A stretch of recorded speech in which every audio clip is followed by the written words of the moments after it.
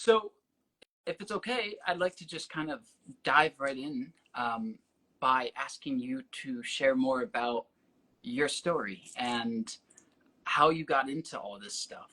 Um, I know you have a really relevant, interesting background, but I'd love for you to share whatever you feel comfortable and that's relevant about your awakening journey, healing journey, and how that's led you to this now.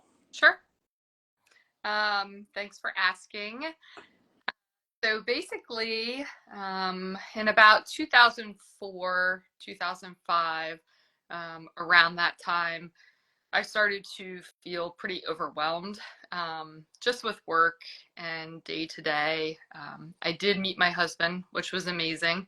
And we are still together almost 20 years. Right. Uh, but, I needed to find something, I've always been pretty independent, and I felt like I needed to find something after work, to, kind of keep me balanced. And I actually went to a gym, and there was a wonderful woman there teaching a yoga class, and I dove in. And then, about 7 years went by, and my husband and I got married. And um, around that time, my dad was really depressed, and unfortunately, he died by suicide. And a couple months after that, it all just kind of hit me. I had kind of had this background that was helping me as far as yoga, not so much into meditation at that time. In my early 30s, I don't think I was ready for that at that time. But my mom was ready for that. My mom was looking for something to help her with her grief, and grief groups were not working. She joined the Unitarian Church, and they had a meditation group. Um, and that really, really helped her. And so it sparked my interest. And over the years, I started to dive a little bit deeper into holistic practices and wellness. Um, and then I had my son. And in 2020, when my son needed to be home because of the pandemic for homeschooling, uh, everything got a little tough. So my background is in design and project management.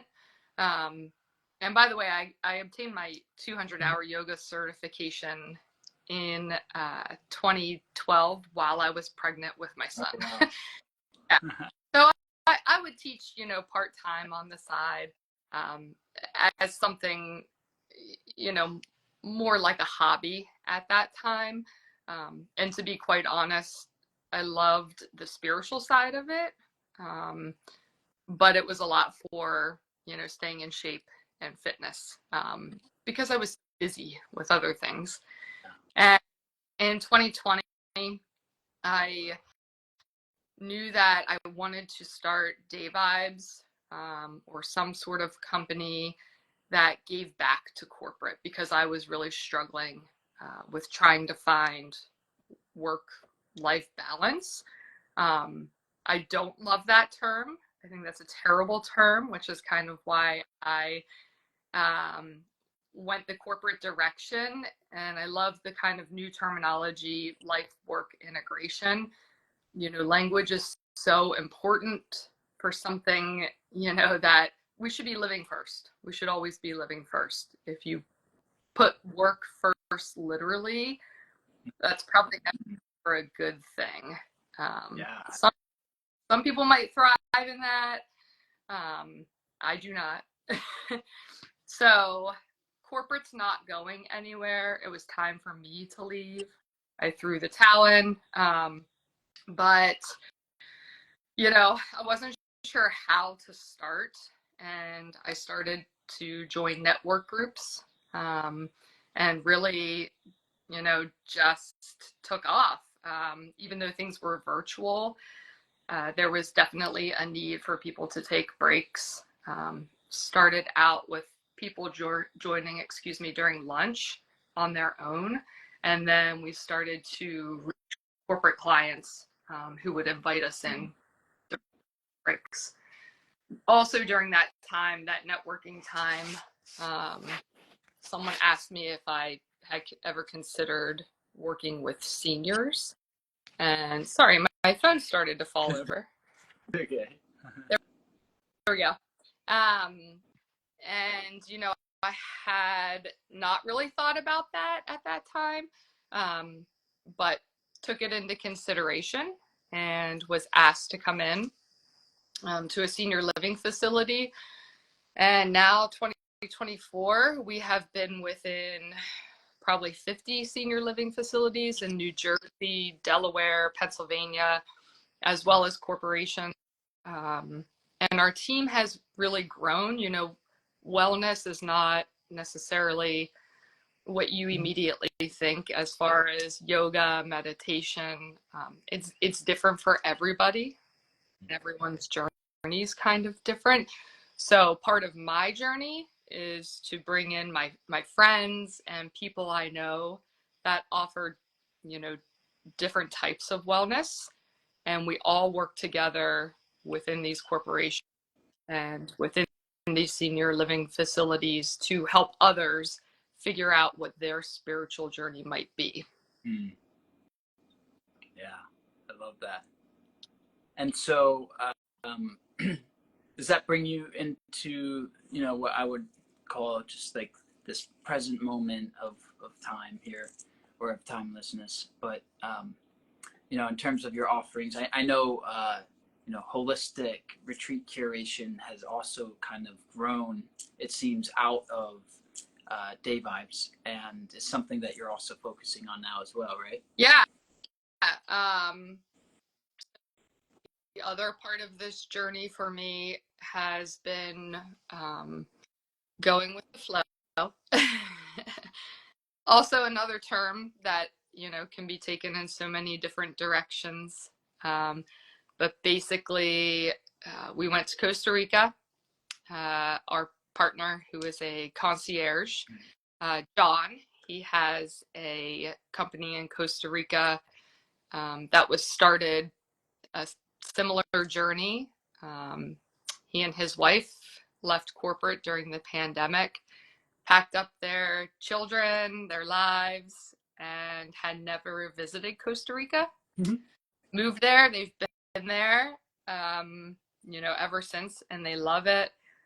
He called me and said, you know, do you want to team up and bring wellness to Costa Rica, to our area? And yeah, so we've done 3 retreats now. And pretty much the whole idea behind the retreats is to, it kind of began as inviting Day Vibes clients, which we still do, seniors, corporate, and also some of the other groups that we work with, and just individuals. You know, anyone that has seen us on social media or different connections and contacts, we invite everyone. But now we've also started to understand the need to help other wellness practitioners to curate these retreats and, you know, let go of, you know, us needing to be there. We can help you to curate what you're envisioning for your retreat for your clients. And you know, we kind of are lucky enough to have different partners to help you to curate those retreats to your specific needs, your attendees' needs, whether it's excursions, um, or if you need a particular practitioner that's not able to go with you, we can help you find that person. We basically want you to come to Costa Rica because it's pura vida, as they say. It is the pure life. Uh, Retreats are a time to rejuvenate. I think it's Anthony suggested, you're bored, when you're depressed, travel, you know, get away from your routine, get away from maybe those rituals and get out of your head, try something new, see how other people live, and see what that does for you. It's just something new. Yeah, yeah, absolutely. Well, it seems like you have such a wide spread of offerings and just a really well honed network that you've been able to build and cultivate consciously over the past several years here. And, I'm finding the same thing, which is when you kind of lean into the light or the unknown, um, and kind of go on this journey in earnestness, a network kind of just forms naturally, right? And like you start getting plugged in and connected with all of the different ecosystems within, this larger awakening movement that's happening around the world. Um, so it's really exciting just to be partnered with you and connected and being able to serve together and trying to bring more light into the world using all the different pathways and tools and avenues available to us. Um, and of course, I know we also share the suicide angle in the sense that my dad as well, as I publicly shared, is someone who took his life too through suicide.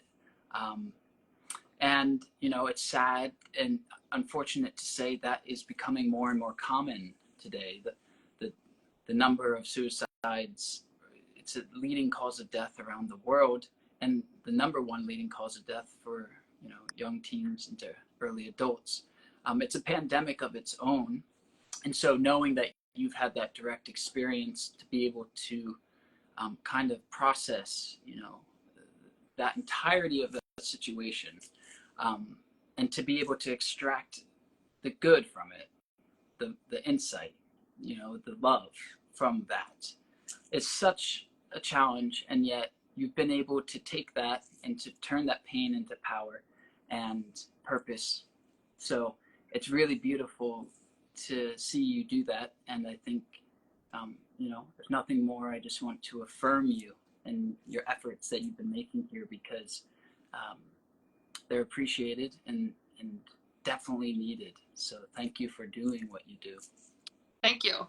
And that's, reciprocal. I think, I have seen some of your uh, videos, your lives, and I think it's great that you affirm others. I think our society is really lacking that affirmation, that validation, and reciprocation. Um, you know, I think there's something to be said for detaching, you know.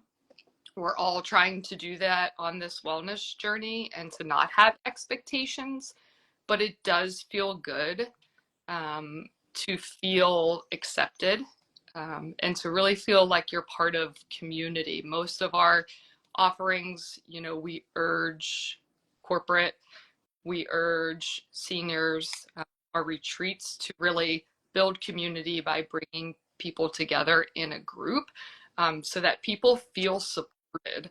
And, it doesn't necessarily mean your spiritual journey needs to be the same as mine or someone else's. It's going to be different for everybody.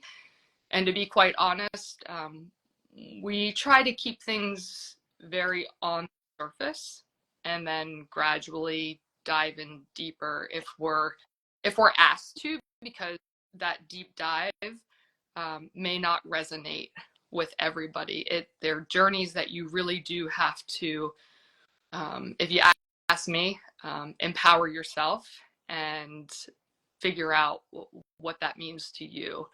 And I think once you understand how the spiritual community, for the most part, kind of works, is, that we can affirm one another, like you said. Yeah. Yeah, and exactly. I mean, the more that we um, shed and let go of what we are not, the easier it is to see and realize who we are in truth. And when you start to come into connectedness with that essence, you are operating from source, which is of total abundance. And so now we start to cooperate and collaborate rather than compete with one another. And so it is only a journey of mutual benefit, but you have to be able to see from love rather than fear so that you can emanate that type of essence out and bring that back into you. Mm-hmm. That's how I think, you can create genuine community. Um, Easier said than done, right? It's not, it's like, this is an art, and it's a balance, and there's challenges everywhere every day. um, but that's kind of the whole point of this, is like, it's hard in living in an illusion, but um, together we can help collectively dissolve these illusions that are blocking us from understanding the true nature of reality and thinking of life as a burden, which is why so many of us end up taking our lives, because we're so confused about what's going on here. We're so confused about how to actually end the suffering that we're experiencing. And we think that we need to end our life on the physical plane, when really all that's necessary is the end of, or the death on the mental plane, the ego death that we call. So it's that death of the mind made self, or a shift in consciousness that allows us to rise out of the dysfunction and to come back into peace. And yeah, that takes a village, right? Like, this is a collective effort. It is not something one person is to do alone. This is only works if we all end up getting on board with this at one point or another. So anyway, um, back to you. I want to keep this focused on you and your offerings right now, but Okay. um, yeah. Um, so I know that you offer the senior wellness, corporate wellness. Correct me if I'm wrong, but I think those are predominantly on-site solutions, right? There may be virtual components to it, but the focus of those primarily are physical, right? The holistic retreat curation is more of your online offering. So yeah, the for the corporate and seniors, we're coming to you, we're coming within your facility, and we work with, for instance, activity coordinators to provide those sessions during the day. And corporate is huge. I just want to say real quick, you know, corporate leadership needs to carve out the time during work hours, not before work, not at the end of the day, not a lunch break, but literally between the 9 to 5 hours for employees, because we're working to change corporate culture and bring that well-being in. And employees, the staff needs to feel supported. And we also really urge whoever we're working with to coordinate that, also be there, to be in that room for chair yoga, for whatever it might be. Um, Everyone needs to be together, and it's important, because these group settings, it's proven that it adds to longevity, to be supported in that way and everyone to be together. The retreats, yeah, you can reach out and kind of work on cultivating that retreat, designing it and building it online. We try to make it like an all-inclusive style retreat, so that your accommodations, your excursions, everything is right there and set up for you to offer your attendees. Other than the flights and the travel insurance, we do work with different concierges, and we'll also help you to figure all that good stuff out. But from the time you get off the plane in Costa Rica until you get to the airport, your transportation, everything's taken care of, so that you can just come and retreat and enjoy yourself. Yeah, awesome. That's largely what we aim to help, to do for our partners as well, which is like taking things off their plate so that they can just show up and do what they do best, which is sharing their heart, extending the love that they know they are through their unique pathway or modality, whatever that may be, and um, giving that their full attention, as opposed to having to allocate attention haphazardly across all different, worldly affairs. We find that when you are able to just focus completely on the delivery of whatever it is, the impact is so much greater because you are able to be fully present in that, and your mind isn't distracted like a million different things. So I see the value of offering, on the retreat side, a solution that is exactly that, but for retreats, right? Right. So that you can just show up, whether you're facilitating it or attending it, really be there in full presence to transform, heal, awaken. Yes. So, Yeah. yeah.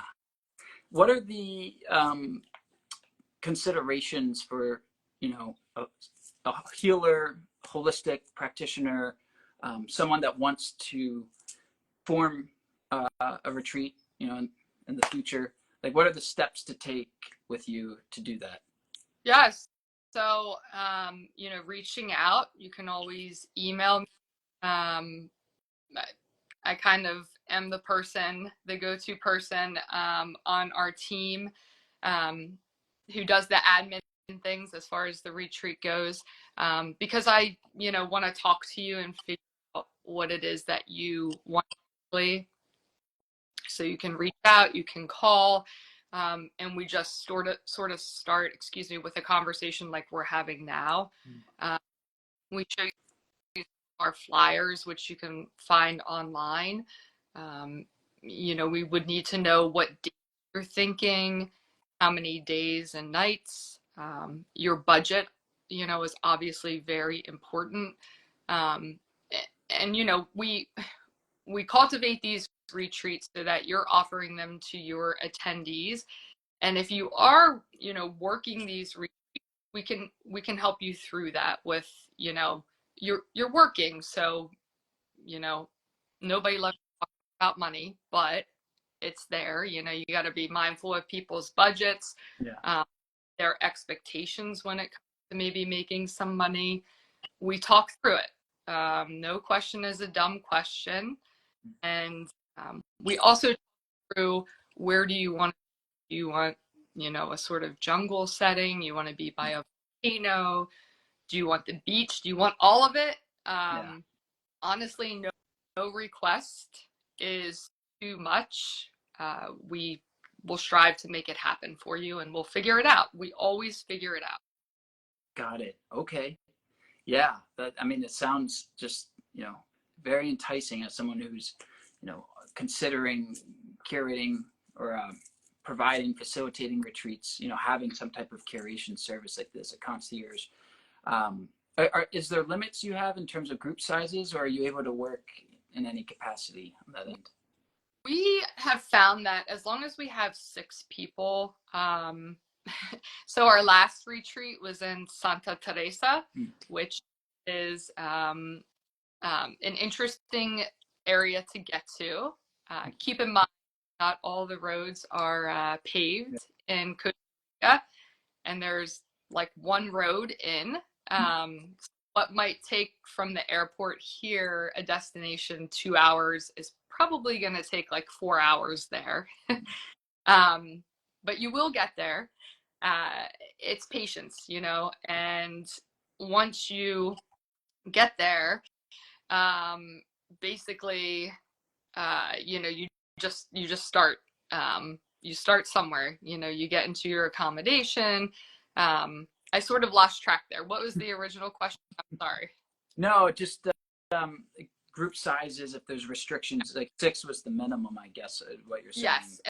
And so what I was going to tell you is that last retreat, we got there and there was a little miscommunication with the travel agent concierge for a group of corporate Lithuanians that came for their retreat.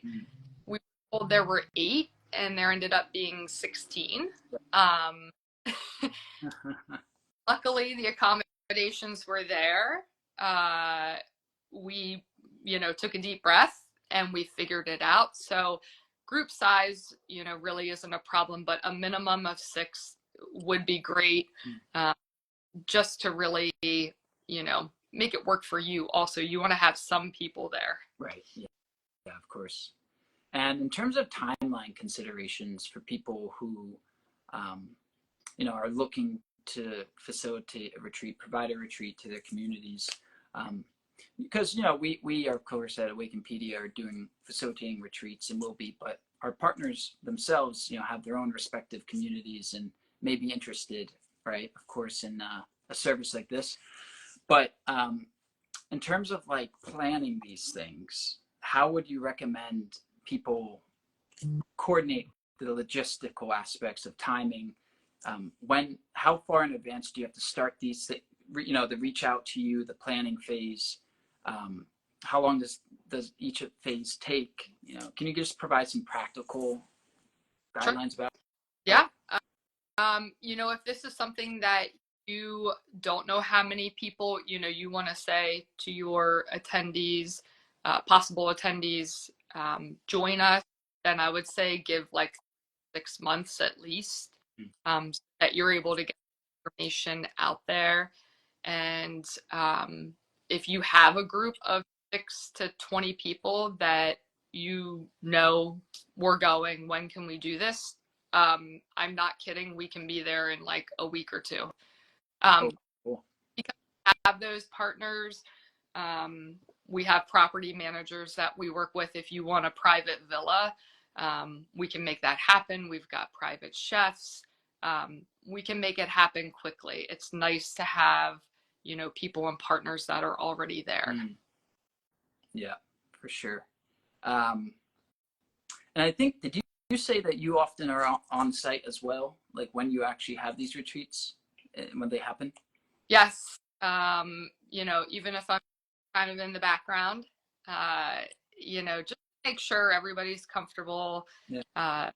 Or John will be there, um, each day to make sure things are going smoothly.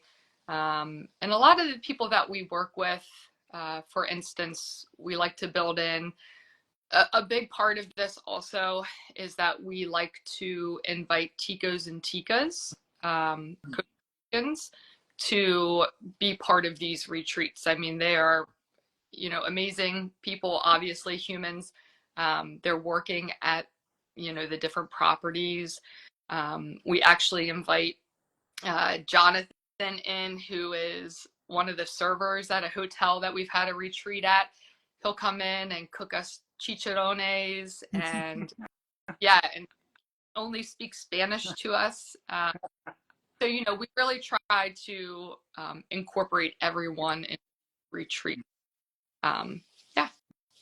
Yeah, yeah, that's so nice. It's really nice that you can be on site too, in that event that something's needed or that something goes wrong or that, in that aspect. I feel like that, especially, I mean, different parts of the world, not people or not everyone is familiar with, right? It's nice to have someone who kind of is like been there, done it, can help kind of provide that type of safety, perceived safety, so that you can relax, right?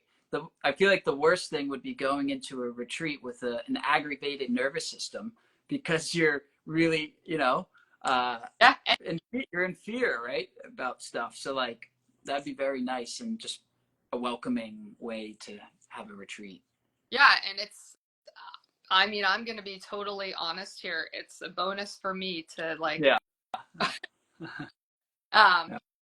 but yeah, we want to be there in case something would happen to come up.